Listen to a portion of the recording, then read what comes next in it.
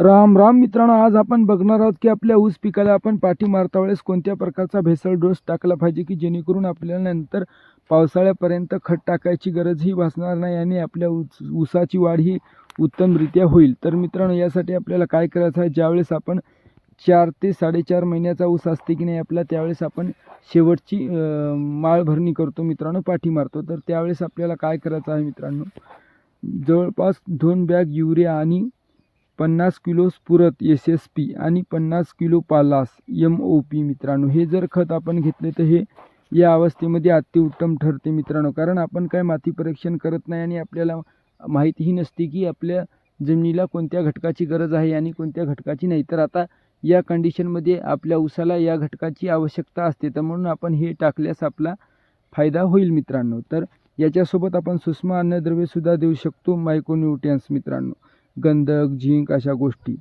आणि हे सर्व तुम्ही करण्या अगोदर एकदा चांगल्या ऊस तज्ज्ञाचा सल्ला घ्या किंवा स्थानिक कृषी तज्ज्ञाचा सल्ला घ्या मित्रांनो, नंतरच एवढा खर्च करा.